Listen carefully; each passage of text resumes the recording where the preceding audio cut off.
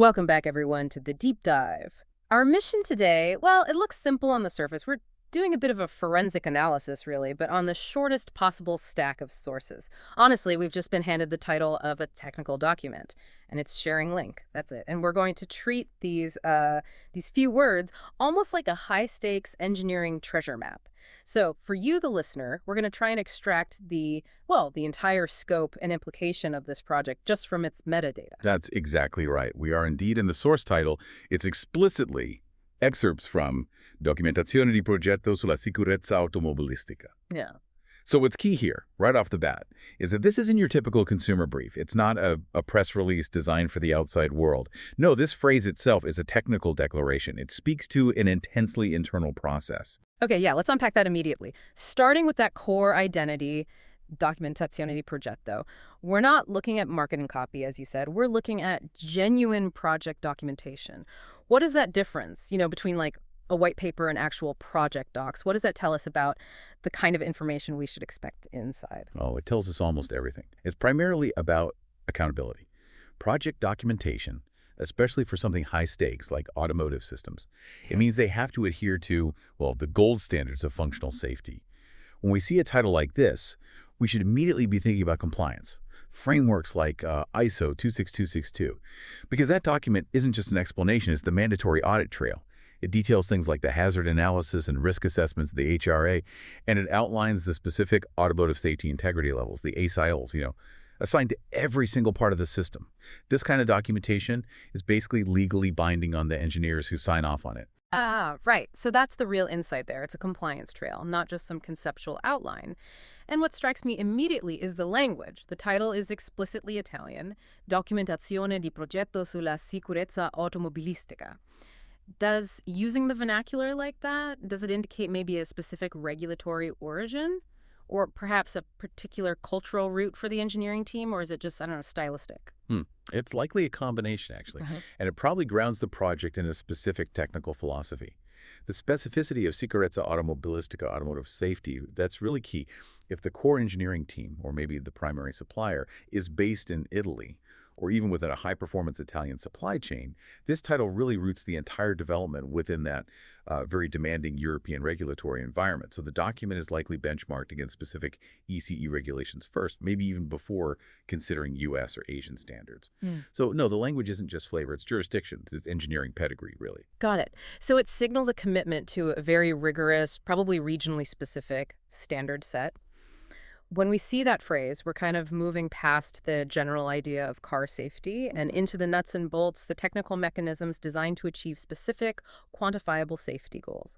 Things like latency measurements for collision avoidance or defining acceptable mean time between failures, that kind of thing. Exactly. Precisely. Yeah. The language you find in project documentation has to be inherently precise. Its job is to remove ambiguity. This document is where the concepts, the ideas, become measurable physical reality. It defines the constraints for failure modes. It specifies required redundancies, the sensor fusion methodology they're using. If this project is about, say, an advanced driver assistance system, maybe a level 2 plus semi-autonomous cruise control, then this documentation, it'll contain the mathematical justification for why the system is deemed acceptably safe under various specific operating conditions. And that level of detail, you mentioned the ASSL ratings, the failure mode analysis, that absolutely lives and dies by the documentation. But all that rigor, it's kind of meaningless unless it can be communicated effectively across the whole business, right? Which brings us neatly to our second piece of evidence, the format.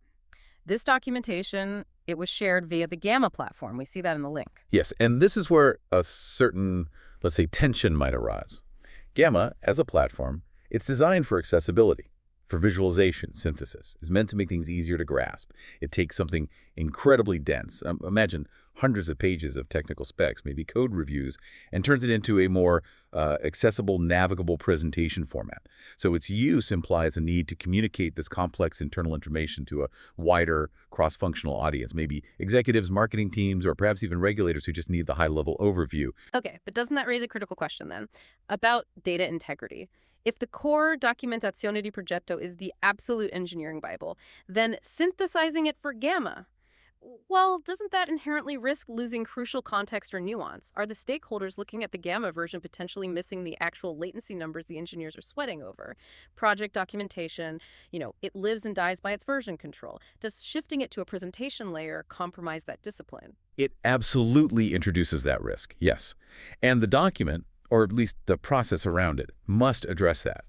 The excerpt shared on Gamma, it's likely a high-level summary, probably focusing on conclusions, validation results maybe, but it absolutely still has to reference back to the immutable, the definitive version of the specification. We can definitely infer an audience shift from this. The original blueprint is for the engineers, the compliance officers, the Gamma link. That's more likely for the leadership team. They need quick assurance about their investment in what's clearly a high-complexity system. It suggests management is, actively tracking the progress and the risks tied to achieving a complex safety goal. Right. Okay. Let's focus then on the actual content this documentation must imply, given its nature.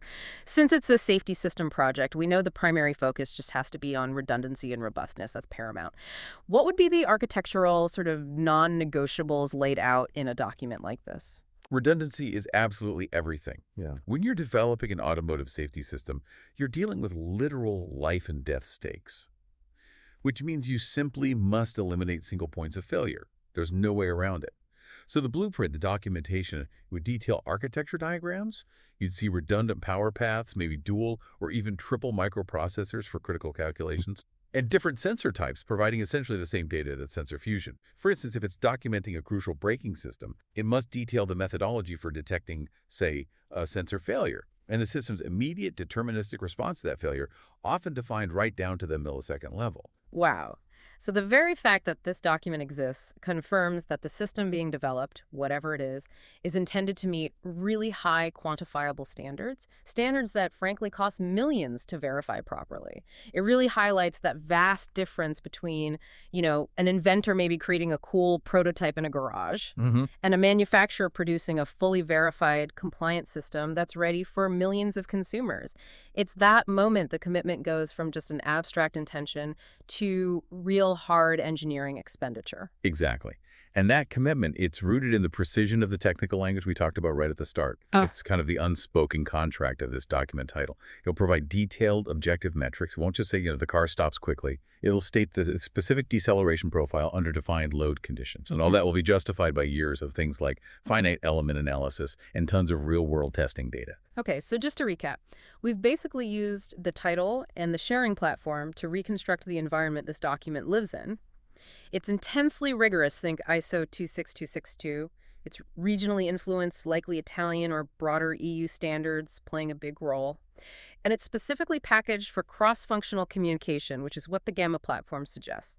We're essentially looking at the documented proof of a core commitment to safety architecture. That's a good summary. In short, yeah, we've located the engineering core, pretty much, and confirmed the high level of technical scrutiny and compliance requirements that sit behind modern vehicle development. It's serious stuff. Right. Which leads us to our final provocative thought for you, the listener. Reflect on this.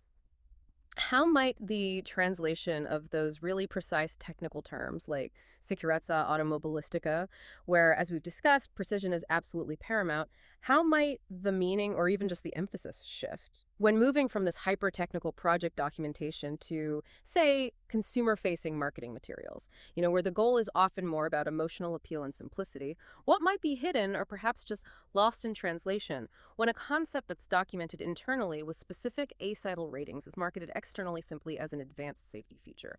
Keep that question in mind as you navigate information out there, information designed for synthesis versus information designed for absolute precision. Thanks for diving deep with us today.